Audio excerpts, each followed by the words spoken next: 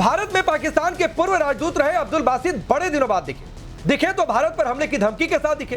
दरअसल अमेरिका द्वारा पाकिस्तान को थ्रेट बताए जाने के बाद से ही पाकिस्तान में हड़कंप है, बौखलाहट है। लग रहा है कि वाकई ईरान के बाद पाकिस्तान का नंबर और दुनिया मिलकर उससे उसका परमाणु बम छीन सकती है। बस इसी बौखलाहट में अब्दुल बासित ने कह दिया कि अमेरिका ने हमला किया तो पाकिस्तान भारत के मुंबई दिल्ली पर हमला करेगा। उधर ईरान को लेकर पाकिस्तान में सिविल वॉर के हालात है, क्योंकि आसिम मुनीर ने शिया धर्मगुरुओं से कह दिया है कि ईरान से मोहब्बत है तो वहीं चले जाओ। यहाँ हिंदुस्तान से मेरे साथ मेजर जनरल अनुज माथुर सर है, दीपक वोहरा जी है, आरजू काजमी पाकिस्तान की पत्रकार, मेजर नदीम पाकिस्तान के डिफेंस एक्सपर्ट, वाजिया सईद है जो कि डिफेंस एनालिस्ट है पाकिस्तान की, एडवोकेट जहांगीर हमारे साथ जुड़ रहे हैं और डॉक्टर इरशाद अहमद है पीएमएलएन के नेता। आप सबका बहुत बहुत स्वागत है। चूंकि मामला ये राजदूत से जुड़ा है तो मैं दीपक वोहरा सर आपसे शुरू करता हूं। सवाल यह कि अब्दुल बासित की धमकी आपने सुनी, इसको कैसे देखें? यह बौखलाहट है, हताशा है, ढाल बना रहे हैं, या फिर यह मान लें कि यह ताबूत में आखिरी कील ठोक दिया है पाकिस्तान को रोग स्टेट साबित करने के लिए? बहुत बहुत धन्यवाद sir, thank you very much. बड़ा अच्छा लगता है जब आपके साथ होता हूं। सबको ईद मुबारक का। और इतना कहूंगा कि मेरा अनुरोध है, जो हमारे मेहमान उधर से आए हैं, गाली गलौज से दूर रहिए, सिंदूर की बात मत करिए, हम ये कर देंगे वो कर देंगे, कश्मीर में ये हो रहा है, मुंबई में, ये सब छोड़ दीजिएगा। We are here for a serious discussion. अब आप जानते हैं कि उन्होंने क्या कहा है कि अगर अमेरिका ने हम पे हमला किया, यानी जिहादिस्तान जो मैं कहता हूं, आप लोग पाकिस्तान कहते हैं, तो हम भारत पे हमला करेंगे। दोनों का क्या कनेक्शन है सर? अमेरिकन तो आपका रहनुमा, आपका ग्रैंडफादर, आपका दादा, आपका चाचा, आपका सब कुछ होता था। अगर वो आपको ठोक रहा है तो उसमें मेरी क्या गलती है? ये मुझे कुछ बात समझ नहीं है। इस व्यक्ति जिसने ये कहा, ये बयान दिया है कि दिल्ली और बॉम्बे को मारेंगे, बहुत देर तक ये गायब हो गया था। इसको पाकिस्तान की इंटेलिजेंस, मेरी जानकारी के मुताबिक, हो सकता है मैं गलत हूं, बीच में कुछ कह गया था, इसको बैन कर दिया था, फिर इसने हाथ पैर जोड़े वापस आ गया। What a stupid thing to say. कहने का मतलब यह है कि अगर नेपाल और भूटान के बीच में जंग हुई तो मैं नेपाल को ध्वस्त कर दूंगा। क्यों भाई? मेरा क्या लेना देना है उसके साथ? If you can internalize this, आप समझेंगे कि ये it's a sign of desperation कि हमारा दोस्त और वहां की डायरेक्टर ऑफ नेशनल इंटेलिजेंस, उनकी डायरेक्टर नेशनल इंटेलिजेंस ने कहा है कि हमारी मिसाइल से खतरा है उस देश को, और इसीलिए ये बात हो रही है कि न्यूक्लियर वेपन्स को ले जाए। पहले भी ये बात हुई थी 1980s में, मुझे मालूम है, समय इन्वॉल्व था। इजराइल ने कहा था कि हमें अपने एयर बेसिस यूज करने दिए थे, हम कबूटा शऊटा को बिल्कुल पहुटा कर देंगे, लेकिन नहीं हुआ। व्हाटएवर द रीजन, जो होना था उस समय हो गया। हमारी आंखें सर के आगे है, सर के पीछे नहीं, वो गुजर चुका है। लेकिन अब जो इन्होंने कहा है sir, I find this from a season diplomat totally unacceptable. ये चाइल्ड, ये बचपना है। ये वो होते हैं गली के जो मवाली होते हैं, ये कर दूंगा वो कर दो, ये सब चीजें कहने की क्या जरूरत है? करना है तो चुपचाप से करो, धमकी देने से नहीं सर, कर तो नहीं पाएंगे ना वोहरा सर, क्योंकि उन्हें पता है, औकात और हैसियत दोनों, कि कतर में 2 टुकड़े हुए थे, अब की बार आंखें उठाई, और अगर इस तरीके से किया कि जिसमें हम इन्वॉल्व भी नहीं है, तो आप सोचिए, आप गलती करते हैं तो ठोका, आतंकी भेजा, प्रॉक्सी वॉर किया तो हमने ठोका, और सीधे वॉर करोगे तो क्या होगा, वो बात की बात है। और एक आपने बिल्कुल ठीक बात कही है इरशाद भाई, बिल्कुल ठीक बात कही दीपक वोहरा सर ने, कि एक season diplomat Abdul Basit, diplomacy में एक नाम है, भारत में राजदूत रहे हैं, और इस तरीके की भाषा की फलाने ने हमला किया तो हम तुम पर हमला कर देंगे, तो भाई ये दिखा रहा है कि आप हताश हैं, और शायद आप भूल रहे हैं कि फिर उसके बाद आपका हश्र क्या होगा। बहुत शुक्रिया पांडे जी। पहले तो मैं तमाम पैनलिस्ट को और तमाम आलम इस्लाम को ईद मुबारक कहूंगा। ईद का दिन है। मैं बोरा साहब को सुन रहा था कि बोरा साहब कह रहे थे कि हम सिंदूर की बातें ना करें, हम लड़ाई की बातें ना करें, हम कश्मीर को याद ना दिलाएं, और जबकि आपने उसका उल्ट किया, आपने पूरी बातें की कि ये किया तो हम ये कर देंगे, ये किया तो ये कर देंगे। देखें, आप मुतजाद बातें करते हैं आप लोग ना। आप पांडे जी आपने कुछ कहा, बोरा साहब ने कुछ कहा, हम ये चाहते ही हैं। देखिए, अब्दुल बासित एक रिटायर्ड इंसान है, वो कभी रहे होंगे एम्बेसडर कहीं भी, तो उससे इसका क्या मतलब है कि क्या मेरे वजीर आजम ने कहा, क्या मेरे आर्मी चीफ ने कहा, क्या मेरे प्रेसिडेंट ने कहा, ऐसी कोई बात किसी मेरी हुकूमत के नुमाइंदे ने की जिसपे आप डिबेट कर रहे हैं? और दूसरी बात ये याद रखिए कि पाकिस्तान का कांपने लगी आपकी इरशाद अहमद। देखिए, आप जरा सुन लीजिए ना, सुन लीजिए। देखें, तो डर गए आपके दरमियान में, चेहरे पर दिख रहा है डर। मैं चाहूंगा कि हम आराम से बात करें। नहीं, आराम से ही कर रहा हूं, आराम से ही कर रहा हूं। मैं तो सिर्फ कह रहा हूं कि आपके चेहरे पर खौफ दिख रहा है कि कहां से अब्दुल बासित ने कील ठोक दिया। देखिए, किसी रिटायर्ड आदमी जो हुकूमत से रिटायर हो गया, जो एम्बेसडर रिटायर हो गया, बोरा साहब अगर चाहें भी तो अमेरिकन एम्बेसी में जाकर के हिंदुस्तान के काम नहीं कर सकते। अगर ये कुछ कहें कि जी मोदी ये करेगा तो मैं ये कर दूंगा, ये कुछ नहीं कर सकते क्योंकि रिटायर्ड हो गए।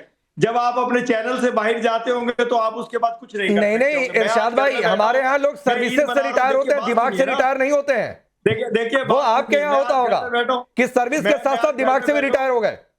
नहीं देखिए, ये हिंदुस्तान में नहीं दिमाग होता से ऐसा। रिटायर तो वोरा साहब मैं ऐसा नहीं सपने में भी नहीं समझता, मैं कहेंगे। नहीं समझ। देखिए, आपने कहा था एहतराम से शुरू करेंगे, तो एहतराम से ही शुरू कर रहा हूं सर। अगर आपने वायलेंस करना है तो हम वायलेंस भी करना अरे जानते अभी हैं। कहाँ वायलेंस, हम मुंह बंद करना भी जानते हैं किसी का भी। वायलेंस कहाँ हुआ? हम तरीका भी जानते हैं कि कैसे मुंह बंद किया जाए किसी का, अच्छा। कैसे डिबेट में इज्जत एहतराम के साथ बात की जाए, हम सारी हाँ। बातें जानते हैं। हाँ। जब आपने एक बात की कि एहतराम से बात होगी तो एहतराम से बात होगी, हमने आपसे मुतजाद बातों की बात की, हमने बासित की रिटायरमेंट की बात की, और हमने बात की कि मेरे किसी हुकूमत के नुमाइंदे ने ये बात किया, तो फिर बताइए। अच्छा चलिए हुकूमत की बात कर लेता हूँ, इरशाद भाई हुकूमत की बात कर लेता हूँ। चलिए हुकूमत की बात कर लेता हूँ। आपके हिसाब से बासित को छोड़ दे, आपके हिसाब से ना आसिम मुनीर आपका फील्ड मार्शल आपके शिया धर्मगुरुओं से ये कह रहे हैं कि भाई जिसको ईरान से मोहब्बत है निकलो पाकिस्तान जाओ ईरान।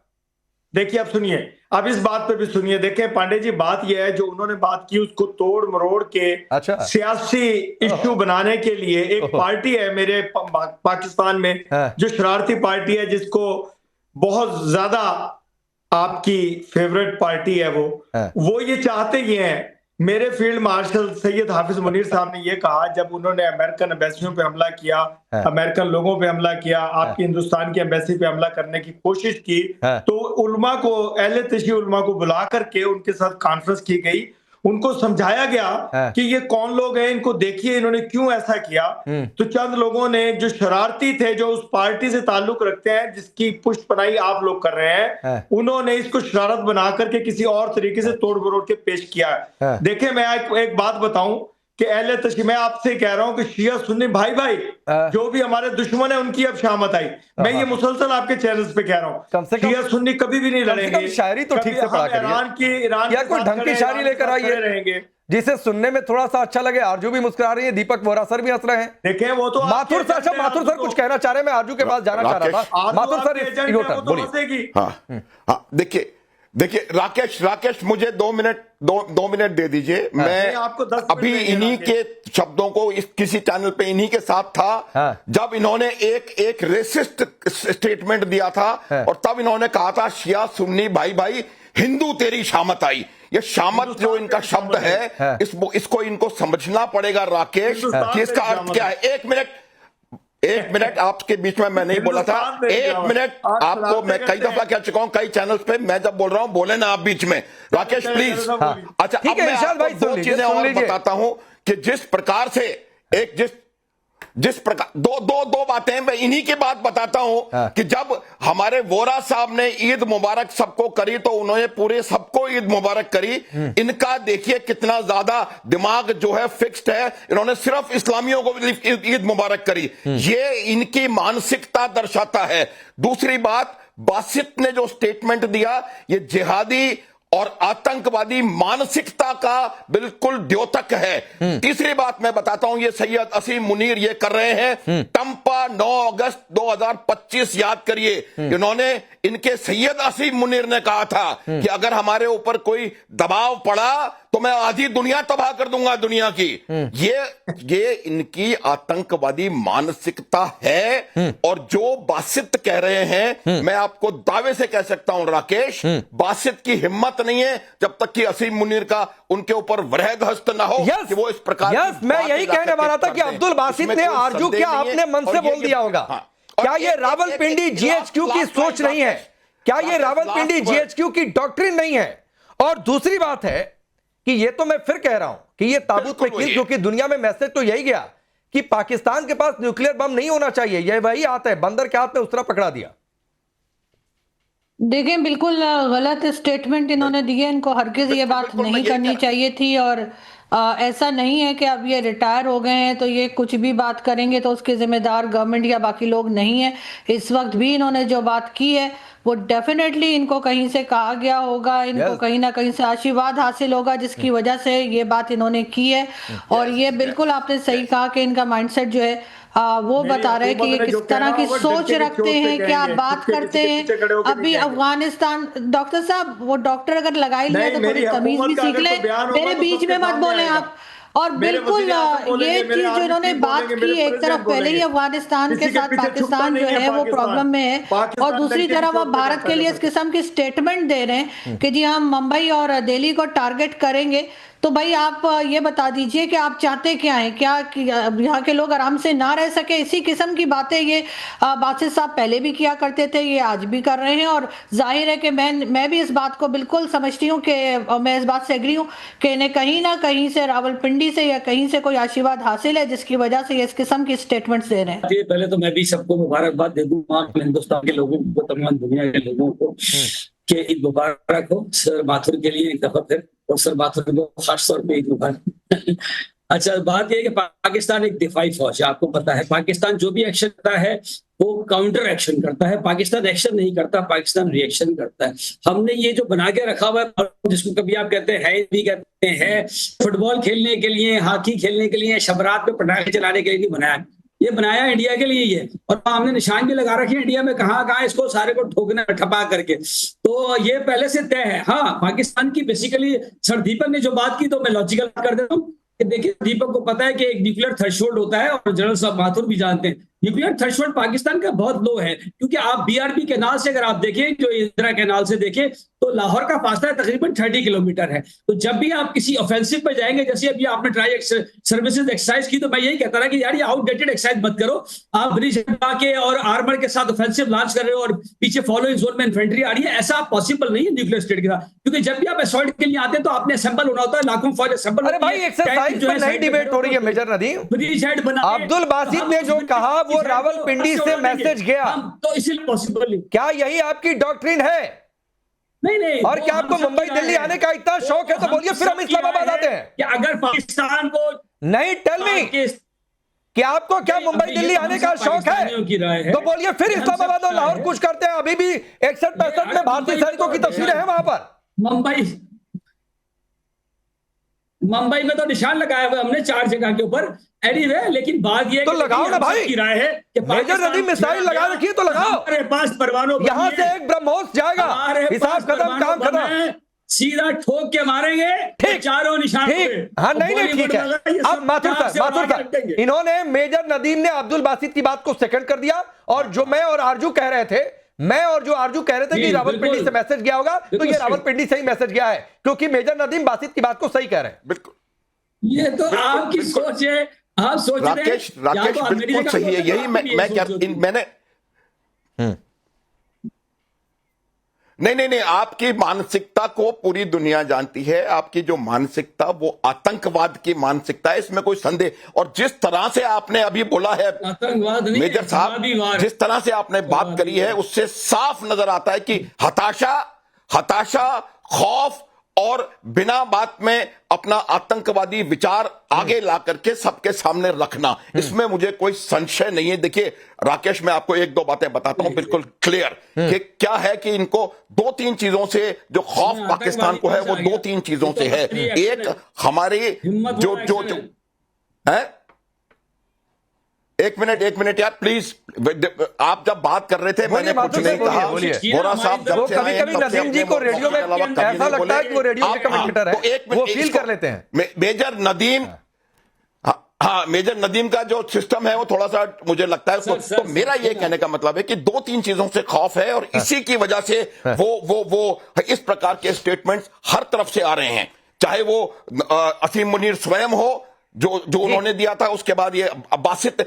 एक चीज बिल्कुल साफ है कि वो भारत के नेतृत्व से, भारत की काबिलियत के, वो अब we will not take any nonsense, जो कि हमने करके दिखाया, सर्जिकल स्ट्राइक में करके दिखाया, बालाकोट में करके दिखाया, ऑपरेशन सिंदूर में। एक सेकंड और प्लीज राकेश प्लीज। और अब जो दूसरी चीज है कि हमारी इंडिजिनस कैपेबिलिटी से इनको तकलीफ है। अब जब ये कहीं और से इनको मार पड़ने वाली है, तुलसी गाबार्ड का स्टेटमेंट है, उसके लाइट में ये उन्होंने स्टेटमेंट उनसे दिलवाया गया है।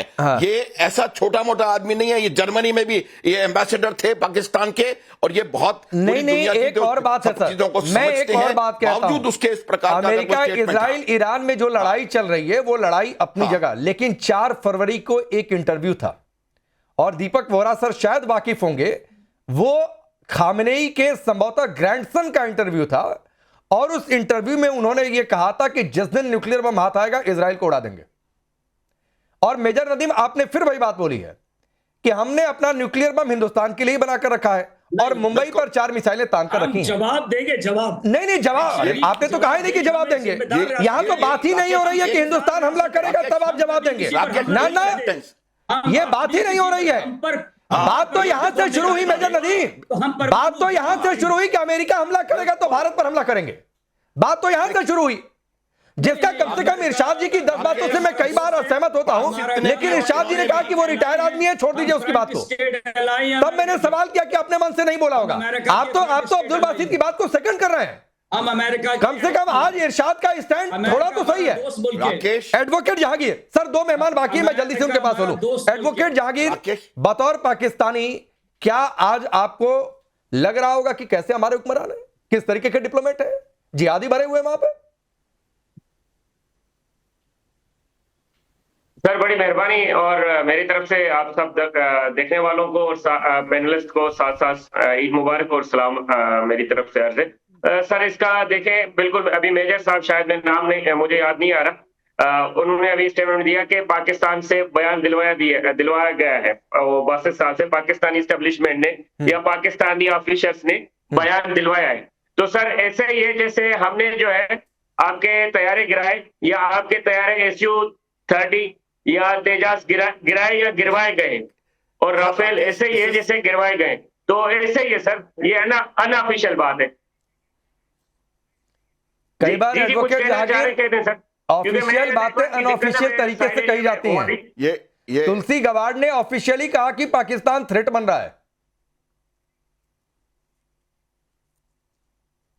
सर उसका फिर काउंटर जो है चेयरमैन साहब ने किया था, जो वहां पे चेयरमैन थे, उन्होंने जो उनको काउंटर किया था कि आपकी यही स्टेटमेंट जो है इराक के बारे में थी, आपकी यही स्टेटमेंट ईरान के बारे में थी, आपकी यही स्टेटमेंट 1-2 और देशों के बारे में थी, तो वो शी वाज ब्लंक, तो उसके पास एक भी शब्द नहीं था बोलने के लिए। तो मैं तो यही कहूंगा कि बासित साहब का कोई ऑफिशियल स्टेटमेंट नहीं है, एक पर्सनल विजन है, एक पर्सनल ओपिनियन है, तो हर किसी को राइट है अपने पर्सनल ओपिनियन देने का। सर मतलब आपके यहाँ वजीहा सहित मतलब पाकिस्तान में हर किसी को राइट ये मिल जाता है कि चलो रे भारत पर हमला करो, यही चूरन बेचा है आपके हुक्मरानों ने? देखिए, सबसे पहले तो आप सबको ईद मुबारक। और ये जना साहब बैठे हैं, दीपक जी बैठे हैं, बड़े लोग हैं, मैं बड़ा एहतराम करती हूँ। मैं सिर्फ इतनी बात कहूंगी कि बाकियों ने जो बासित साहब के बारे में कहा सो कहा, मैं तो सिर्फ ये कहूंगी जी, मैं डिफेंस एनालिस्ट भी हूँ, मैं बहुत सारी चीजें देखती हूँ, सुनती हूँ। तो अभी कुछ महीना पहले ना, चंद माह पहले, पिछले साल के सितंबर अक्टूबर में आपके जो है आर्मी चीफ ने, उन सब ने कहा था पाकिस्तान को उड़ा देंगे, गायब कर देंगे। वो तो ऑफिशियल था ना, दे वर इन यूनिफॉर्म। तो जब आपके यूनिफॉर्म वाले हमें कह सकते हैं कि हम आपको खत्म कर देंगे, पाकिस्तान दुनिया पे ही नजर नहीं आएगा। मैं राकेश आपका शो देखती रहती हूँ और लीडर लोगों के भी देखती हूँ, हर शो में हमें ये कहा जाता है, आप राकेश आप तो कोई प्रोफेशनल ना, आप डिफेंस एनालिस्ट है ना, आप गवर्नमेंट को रिप्रेजेंट करते हैं, आप तो एक पत्रकार हैं, जब आप कह सकते हैं तो बासित क्यों नहीं कह सकता? हाँ, और बासित को नहीं है कि उस टास्क को नहीं। वजिया जी मैं कहता हूँ, और हमारे मैन इन यूनिफॉर्म भी कहते हैं, एक छोटा सा काउंटर है मैडम 10 सेकंड का, मैं कहता हूं और हिंदुस्तान का शायद हर आदमी बोल दे, लेकिन ये नहीं कहता है कि अमेरिका हमला करेगा तो हम पाकिस्तान में घुस जाएंगे, या फिर नेपाल घुसेगा तो हम पाकिस्तान में घुस जाएंगे। हम ये कहते हैं कि आतंकी भेजोगे, गोली का जवाब गोले से देंगे।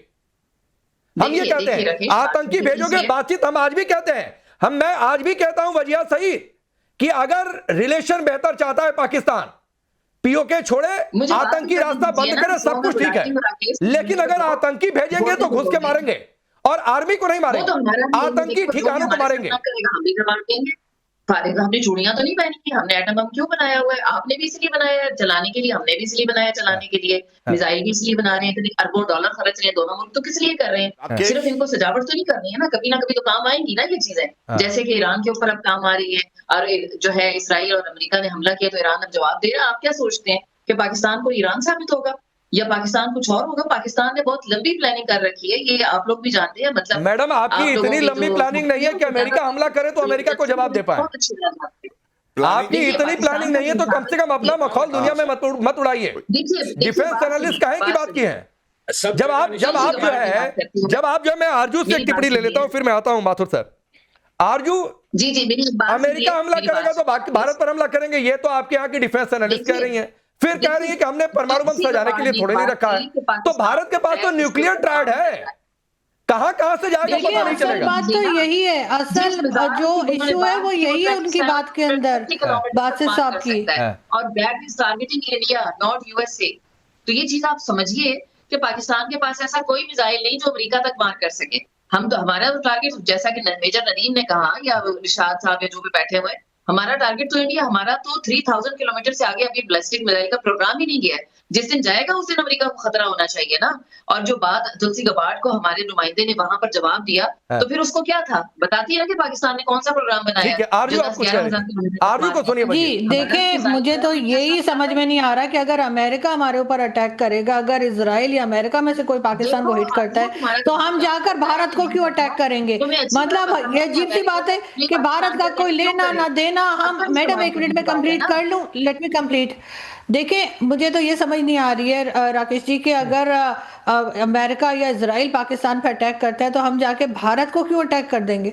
मतलब ये वाली चीज अगर डॉक्टर बासित क्लियर कर देते, बता देते कि ये वाला उनको आइडिया कहाँ से आया है कि अगर हमें कोई भी अटैक करेगा तो हम जाकर और भारत को अटैक कर देंगे। हम वो लोग हैं जिन्हें पहले ही बलोचिस्तान में अलग मार पड़ रही है, अफगानिस्तान अलग हमें ठोके जा रहा है हर दूसरे दिन, और उसके बाद हम बढ़ के एक तीसरा बॉर्डर और एक्टिव करने के लिए बैठे हुए हैं कि ठीक है अब हम आरजू, एक चीज और है, ये शिया धर्मगुरुओं वाला जो मामला है, क्या आपके पास जानकारी है? और कुछ जगहों से तो मैंने ये भी देखा कि एक कोई साहब थे जो भीड़ के सामने धमकी दे रहे हैं कि हमारे पास इतने लाख शिया सैनिक हैं, आपकी पाकिस्तान में ही भर्ता बना देंगे। लोग हैं आर्मी के। देखिए, ये स्टेटमेंट कहाँ से? एक तो उनको मैडम को रोके, मेरे ख्याल में सुन लीजिए आरजू, आपके मुल्क की एक बार सुन लीजिए उनको।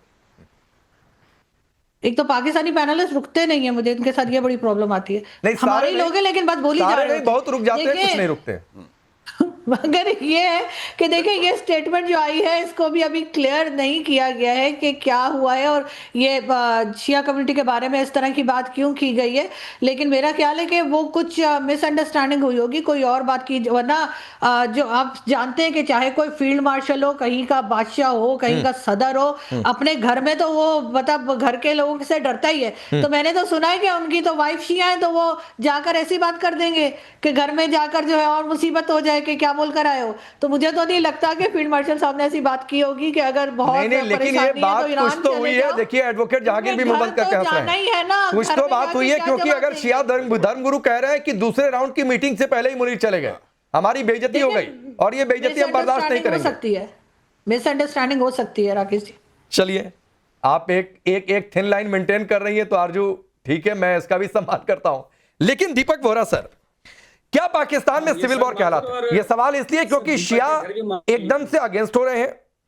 दूसरी बात है कि अगर मुनीर ने यह कहा कि भाई ईरान चले जाओ, तो क्या अमेरिका, सऊदी और खाड़ी मुल्कों का प्रेशर है कि ईरान के साथ एकदम खड़े नहीं दिखना है, जो बीच में कौमी एकता के नाम पर ये लोग खड़े दिखने की कोशिश कर रहे थे। तीसरी बातचीत यह है कि ये गीदड़ भभकी, क्या आगे अब इस बात में दुनिया में मैसेज है कि भाई इसका इलाज करना है?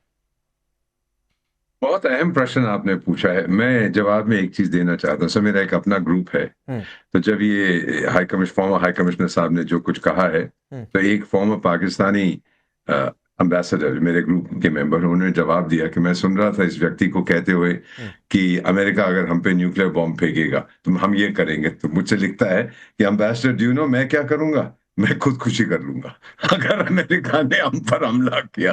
This is an intelligent Pakistani saying उनसे कौन टक्कर लेगा, मुकाबला कौन करेगा। सेकंड थिंग सर, बहुत बात मैंने सुनी है इस्लामिक बॉम्ब की। ये इस्लामिक बॉम्ब के, ये तो सब कह रहे हैं इंडिया स्पेसिफिक है, पर ये तो इंडियन बॉम्ब है ना sir, anti India. Islamic bomb कहां से बन गया? मेरा ख्याल ये क्लियर नहीं है अपने माइंड में, ये किस टाइप का बॉम्ब है। अगर सिर्फ एंटी इंडिया बॉम्ब है तो कह दीजिए ना, जो आप अभी कह रहे हैं। ये कहना इस्लामिक है, डजंट मेक सेंस। फाइनली जो आपने अभी बात बताई, सिविल वॉर तो मैंने इंटरप्ट नहीं किया था मैम आपको। सिविल वॉर तो शुरू हो चुकी है सर, उस तरफ से अफगानिस्तान ठोक रहा है, खैबर पख्तूनख्वा में आप जानते हैं बलू, सब कुछ भारत की गलती है। अभी बोलेंगे ये देखना, ये जो साहब बैठे हैं सब भारत कर रहा है, भारत कर रहा है। ठीक। ये अज्ञात लोग इनके लीडर्स को जो है आतंकी मार रहे हैं, सब भारत कर रहा है। ठीक है, मेजर नदीम कुछ कह रहे हैं, 30 सेकंड बोलिए मेजर नदीम, 30 सेकंड। देखिए, हमने तो अभी जो है ना, मैं अभी जाके तो बताऊंगा कि जी ये दीपक बोहरा साहब का घर और ये जो हमारे माथुर साहब के घर को मार्क कर ले, उसमें भी प्लस का निशान बना दे, ग्राउंड जीरो का चीज वहां पे लिख देंगे इंशाल्लाह, बेफिक्र रहे।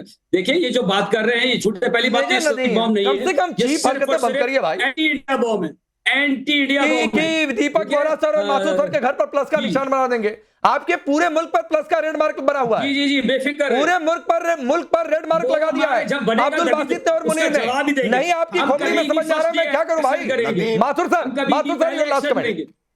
राकेश, ये हताशा है, ये खौफ है, खुदकुशी कर लूंगा, खुदकुशी नहीं, खुदकुशी करवाएंगे लोगों से। ठीक है सर, ठीक है, सबने देखिए, लोगों से खुदकुशी करवाएंगे, सबने देखिए और धमकी दीजिए। पाकिस्तान हताशा में आदमी यही करता है और फिर वही नतीजा निकलता है जो बोहरा सर ने कहा कि जाकर कहीं खुदकुशी ही करता है, वो खुदकुशी ही होती है। आप करिएगा मुंबई दिल्ली में, वो खुदकुशी ही होगी आपके लिए, और वो खुदकुशी ऐसी होगी कि भूगोल खत्म हो जाएगा आपका। मासूद सर लास्ट कमेंट, समय नहीं है, 30 सेकंड। और हाँ, बस मैं यही कह रहा हूं कि जितने भी स्टेटमेंट नदीम ने दिए हैं वो तमाम उनकी आतंकवादी मानसिकता और सोच को दिखाते हैं। और हर बार उन्होंने ये कहा है कि हम इसको मार देंगे, और डायरेक्टली इन्होंने पिन पॉइंटेड, मतलब दे इज गेटिंग पर्सनल। ये बिल्कुल हताशा और खौफ का द्योतक है। राकेश, मैं आपको एक बात बिल्कुल साफ बता सकता हूं कि ये जो स्टेटमेंट आया है, ये इस स्टेटमेंट में असीम मुनीर की पूरी स्वीकृति है, और ये असीम मुनीर की स्वीकृति तो है, और इसलिए कि वजिया सईद ने जो कहा, मेजर नदीम ने जो कहा, कम से कम इरशाद और जहांगीर उस लाइन पर नहीं गए, लेकिन इन्होंने जो दो लोगों ने कहा जो डिफेंस से जुड़े हुए हैं वो ये साबित कर रहे। और इसीलिए मैं कह रहा हूं मेजर नदीम, ये सुसाइड नोट है आपके अपने लोगों द्वारा अपने मुल्क के लिए। याद रखिएगा मेरी बात। वक्त इतना ही है।